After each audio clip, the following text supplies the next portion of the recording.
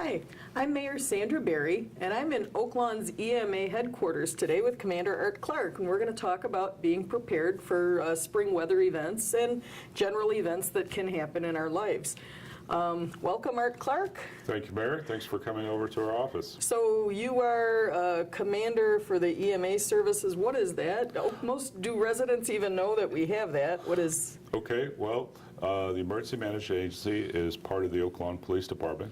I'm a commander with the police department, and our principal responsibility here is to help prepare both the responders and the communities to deal with disasters, whether they're natural or man-made events, as they occur in Oak Lawn, and that's what we focus on. Do most villages have something like this? I would say probably within the last 10 years, more and more municipalities have set up emergency management programs because they realize not only weather-related events, but hazards that are either rail disasters, truck accidents, those kind of things that involve response from a number of responders and can have an impact on a large number of the public. So that's why we're in business. So how long have you been a police officer? This is my 20th year. Wow, and you're how long in this position? The Oak Lawn EMA agency started in June of 2008. 2008, wow. Yep. And you were with it from the start? Yes, we actually built the facility that you're sitting in right now. It was built from scratch. Wow, that's pretty cool. That's Yes. pretty cool. Very good. And so tell me a little bit about Oak Lawn's EMA program. Well, the EMA program, my responsibilities are to work with all the responders, the police officers, the fire department, the public works department, the other village departments, as well as community organizations, and then the businesses and the hospital and people that are involved in various aspects of the village. The village is a very complicated place. Not only do we have 57,000 people that live here, but during the day we can have up to 250,000 people transiting through our village. And then with the presence of Advocate Christ Medical Center, which is the busiest trauma center in the state of Illinois, there are a lot of moving parts, along with our commercial rail lines and then our metro. I know when I took office, we did a tour down here, and we talked about what to do in case of emergency. We had some training, and I was very, very impressed. This is something most residents don't know the village does, but there's plans pretty much for just about any contingency. Well, we certainly try to be prepared for all the events that are likely to occur in Oak Lawn, especially given the history with the tornado in 1967, and then especially this being tornado season now, as we saw the events in Fairdale and Rochelle and Kirkland. We're in the heart of tornado season and Tornado Alley. So I sure love springtime. I love everything it brings, but those tornadoes are truly scary. I know last week it was terrifying. So what is your office doing to prepare Oak Lawn? Well, there are a number of things that we try to do, and one of our biggest responsibilities is a public education component. So we try to educate the public about weather-related events. As I said, this is tornado season, which usually runs from April through June. Although tornadoes can occur at any time during the year, those are the high periods of tornado activity. And so for the next couple of months, as we go through spring and early summer, the public should be thinking about the weather impact and the tornado warnings that you would receive on television or radio, and then with the Oak Lawn Tornado Siren system, which we test once a month. Good, good. Now that Siren system had a little bit of controversy years back, maybe 2 years now, and it was changed and then changed back. It was giving out voice commands. People thought that was a little bit intimidating and scary, especially when it was a language you didn't know what it was saying. But our tornado siren system can still give commands, even though right now it's mostly on a siren, right? Correct. When we installed this new system, part of the rationale for the system was, one, the old system that we had was over 30 years old, and so that equipment, when it's out existing in the weather, over 30 years tends to break down. The new system that we have, and the audible warning that people receive the first Tuesday of every month at 10 o'clock, is the traditional siren sound, which the public liked and was used to. We do have the capability, however, to give voice commands after an event has occurred, So for instance, if there was a rail disaster or an event where there would be a large number of people outside, we have the ability to activate that system and give voice commands It's to the public. incredibly helpful. Yeah. It is. It is a Stay great away from system. this area, use this road, not that road, those Correct. kind of things. And gives you the ability to talk to 50,000 people at one time. And those sirens are designed to be used kind of if you're outdoors. That's correct. So if you're indoors and my house is pretty well insulated and Well, what, there are a number of things that we recommend, and if people check out the Oak Lawn Emergency Management Agency's website on Facebook or on the village website as well, they will take you to a number of links. They'll talk about weather radios, which is an excellent item for every family. We really encourage every family to have a weather radio in their home, because that radio is key to the NOAA frequencies, and in the event of a warning or a tornado watch, it automatically alerts you to the danger that is in that so a area. regular radio wouldn't do that. That is correct. If you have a regular radio in your house and you happen to be listening, you would hear the warning coming regarding the weather event. But weather radios are designed specifically so whether the radio is on or off, it will automatically engage itself and give you the alert tone and let Great. you know the type of warning that you need to be aware of. And you can buy those anywhere? Yes, we've done a couple of programs where we actually help eat some of the cost of the radio, but the prices of the radios have come down so much these years. So if you go to Walgreens, Home Depot, almost any business that sells those kind of appliances, you can get a weather radio for your family in your house. They make great Mother's Day gifts, don't they? They do, along with carbon monoxide detectors and smoke alarms. Let's go back and talk about tornadoes again, because this is spring and this is kind of the purpose of us sitting down at this particular time. So what can I do to be prepared for a Okay. tornado? Well, there are a number What of do things. residents need? Yeah. There are a number of things that we would encourage residents to do. First is have a family survival kit in your home. The reason for this kit is it would allow you, in the event that you had to take shelter in your basement, or you had to leave your home, or there was some type of power outage or some other natural event that occurred that was going to impact the ability of you to access power, lights, water, you have a kit that's set up for your family. On the website, it explains the various items that you want to put in your family survival kit to have in your house. Not only important items like food, water, and it'll tell you how many gallons you need based on the size of your family, but it'll also give you, ideas for a first aid kit. And then depending on the special needs of your family, so for instance, let's say you have infant children, there'll be reminders, hey, you should have extra diapers, formula. If you have people who have medical conditions, making sure that you have a 3-day supply of medication, because in a disaster, pharmacies might not be readily available, and it might be difficult for you to get an appointment with your doctor. So if you have at least a 3-day supply of medication, that's helpful. There are also a number of other things. It talks about what types of food, canned goods, and those kind of things to have in your house. This is a really great project that you can work on with your kids, and it's a quality family investment. You can build this over a couple of weeks at a time, and everyone in your family would know that, hey, in the event of a disaster, here's the kit, here's what's in it, and this is how we're going to take care of ourselves while we're waiting for disaster response assets to be available.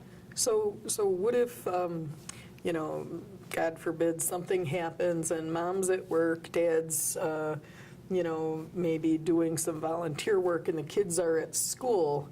Well, what kind of plan should a family have to get everyone together? Well, if you, again, look on our website, there are a number of plans that you can click on, and basically it's a form that your family can fill out, and it would tell your children, for instance, that, hey, if mom is at work or dad's at work and away from home, if there is a large-scale disaster event that's going to make it difficult for us to get back, here's a common point of contact that we're all going to use, whether it's your grandparents, your uncle, or whomever, and that would be the goal, so that the family can reunite at that specific location, and that people understand this is who we're going to call and what we're going to do if we would have to leave our home. Yeah. How do you anticipate people could deal without utilities or power? How can... There are a number of things, and that's part of the reason that we recommend people having a survival kit, because utilities can be disrupted in a large-scale disaster. Obviously, if you look at cities like Fairdale or Rochelle, not only did you have the damage caused by the tornado to the individual homes, but obviously power lines, sewer lines, those kind of things were also damaged in that event. So by having a survival kit for your individual family, you're ensuring that your family is going to be able to deal with a problem for the 2 or 3 days necessary that's going to take to restore those services. Now, obviously, ComEd, NICOR, and all those facilities are all going to be working to restore service as quickly as possible. But if you have a large-scale disaster, it is going to take time. Yeah. And so by being prepared for yourself and your family, you're minimizing the impact of this event on them. It's pretty cool. Now you've done some strategic planning with your organization here. I know a few years back you did a simulation of a plane crash, a shooter in a school. You just did one at the high school at Richards on pharmaceutical dispensing, and just last week you had a meeting with Public Works from Yes. surrounding communities. And what did you do with that? What was the simulation? So one of the responsibilities of our office is to try to ensure that all of our first responders are trained and equipped to deal with whatever event might occur in Oak Lawn. Not only that they have the equipment and the training to use that equipment, but we also train the supervisors in the skills that they're going to need to manage an event of that nature. So last week we had all the Public Works officials, not only from Oak Lawn, but from neighboring communities, to come here and discuss what the impact of a tornado would be in our area and how we each as communities could work together to pool assets like dump trucks, backhoes and stuff to deal with all the things that are going to be necessary. I wasn't able to attend it, but I did review kind of what you were talking about, and I was shocked how much debris an event like this creates, and just getting it out of the way so people could start their lives again. Yes. Wow, what a... It is amazing the amount of debris that can be generated by this storm. When we had a microburst about 6 years ago, we generated what for us is a large amount of, 50,000 tons of stuff that is either coming out of people's basements or from damaged trees and those kind of things. I remember seeing the mattresses out on the street and the drywall and the carpet. Right. And the...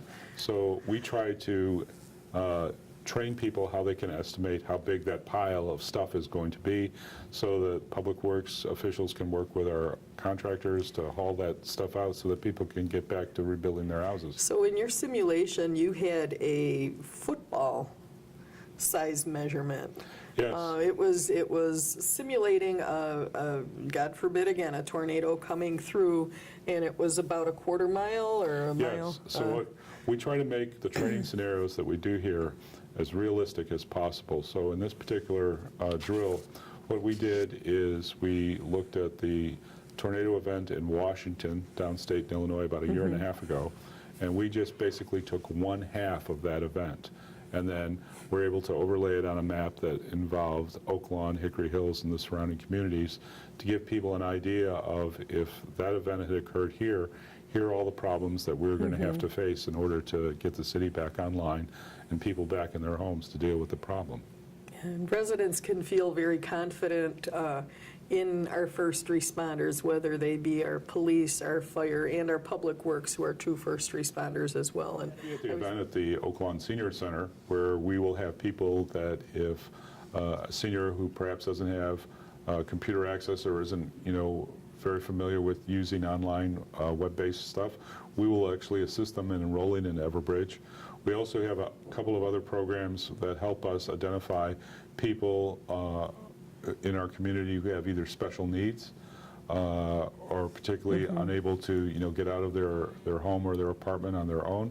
Those are people that are on our vulnerable population registry. And then we also have the Safely Home Project. So if you have a family I member love this idea. who suffers either from Alzheimer's or dementia, or if they have another cognitive disability, you can provide information that's only available to first responders. So in the event of an emergency, let's say your loved one had walked or wandered away from home, we're getting the information out to our responders as quickly as possible, and they have a photo and information about your loved one. Because police can find someone kind of wandering but that person may not be able to say even where their home is Correct. or anything. Sometimes and we've actually found people in the early morning hours who have, had gotten up before their caregivers had gotten up and had been out walking around and weren't sure how to get home. And how frightening for a family to. Yes. So what a great program, great peace of mind. Thank you. So around the house, your basic stuff, you should have smoke detectors. Absolutely. Obviously, what else? We're looking to encourage people not only have a smoke detector, but a carbon monoxide detector in their homes. You can get these at any, Home Depot, Walmart, any big box store will carry them. Sadly, we've seen most recently 2 instances in different parts of the country where people died, the entire family died as a result of carbon monoxide poisoning. We just had this with my family. A niece was traveling from visiting family in Tennessee back home in Michigan, stopped with family in Indiana, spent the night, woke up feeling nauseous, went back to bed. About 4 in the morning, she woke up, couldn't stand up. She was about an hour away from a coma. 8 people were rushed to the hospital. Yep. We almost lost the whole family, and it's senseless. I can't encourage people enough to have those 2 devices. The other thing is, we were talking earlier about this being storm season. You want to be looking around your yard and garage, things that might, especially when you have notice of a storm coming, you want to minimize what possibly could be flying through your windows or to your neighbors' houses. So we want people to think about. Didn't even think of that. Right. So when you're out and you get a notice of a storm warning, a tornado watch or warning, that tells you that there's definitely going to be high winds, and so you want to look in your backyard or the areas surrounding your house to make sure there aren't things that are going to go flying. Yeah, I know we always see those garbage cans flying down the street, and of course, lids and people should, residents, as leaves in the fall accumulate around the storm sewers, kind of Definitely. keep those clean, and the air intake to your HVAC system. HVAC system, and then also check your sump pumps. That's another thing that people sometimes forget to do, but that's really important to make sure that your sump pump is working accurately and that the battery backup, if that's part of your device, that it's working so that you can avoid having a lot of the damage in your home. Yeah, the village operates warming and cooling centers. We do. On the village website, we have a listing of a number of facilities that are in Oak Lawn, the hours that they're open, and these are locations where people, if they're either a heat emergency or a cold emergency, are able to go and sit in an air-conditioned space as we go into the summer months here. So it's if you don't have air conditioning in your home, or there's an issue that you're overheating, these are places like the senior center, the library, and those places that are public buildings that are available for people in an emergency to go and get cool or get warm, depending on what the circumstances are. Wonderful, wonderful. And what about our neighbors? Many of us know of people. Definitely. As much as all the first responders, police and fire officers would like to be, responding to everyone, the reality is that there are 57,000 people in Oak Lawn, and we can't be everywhere at once, particularly during a large-scale event, because we're focused on, trying to rescue or recover people. So to the extent that you can not only prepare your family with an emergency kit, but also look in on your neighbors, especially if they're elderly or frail, just kind of give a heads up and make sure that they're doing okay, and then if not, you can call 911 so that we can send somebody to help them with their problem. That's great, that's great. Yeah, if everyone looks out for everyone around them, things handle themselves sometimes too. Yes, So. we certainly encourage people to look out for their neighbors. So what about CPR classes? CPR is another thing that is a program that we really, really support. Since Oak Lawn Emergency Management Agency has been in business, we've trained over 2,000 residents in CPR, which is really pretty amazing. It is a great life-saving skill. If you go on many of the websites, not only at the American Red Cross, local fire protection districts, and then periodically when Oak Lawn itself sponsors CPR classes, you're basically taking 4 hours out of your day to learn a life-saving skill, which would be important not only for your family or your small children, but people that you might be just sitting at the the pavilion with a game going on or whatever, and somebody suffers a heart attack. Well, Yeah. you're going to call 911, and the responders are going to come. You're going to buy time for that person to hopefully stay alive.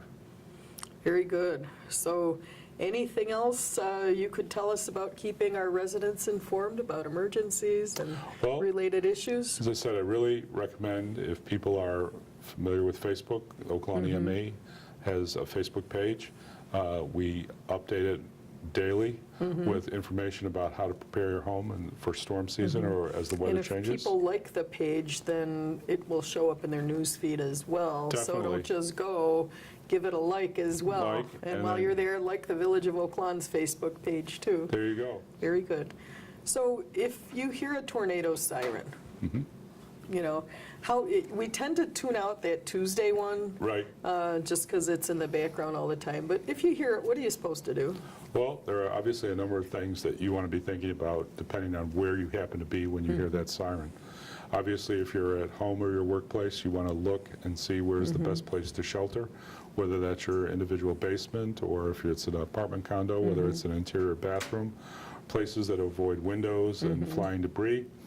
And the other thing, hopefully you're going to hear the siren, but prior to that, you'll have been watching the weather outside, listening to local weather and TV on your radio or television, or you've got that weather alert radio in your house that's going to activate, and it will tell you clear instructions about how to take shelter, now's the time to do it, Good. and all those steps that are necessary. And when it's all clear, And when it's all clear as well, so Okay. that it'll give you an opportunity to, come out Yeah. and check out what's Very hopefully good. avoided us. so in advance of storms coming through, people should kind of think, okay, if the tornado comes, I could go here in my house Correct. and all of that. And So you want to think about, not only where you would go, you take your family in the event that you're at home, but also wherever your workplace is, you want to be familiar with the general area of the workplace. Do they have a basement? Do they have a storm cellar? Or depending on what type of business, where's the best place to go? Yeah. And you want to think about that before the event so that you're Yeah. not rushed, and when you hear that tornado siren going off, you'll be ready. well, anything else you want to add? No, we really, thank you for coming over and give us an opportunity Yeah. to talk to the public. And again, I just can't really emphasize enough to the extent that a family takes steps to prepare themselves.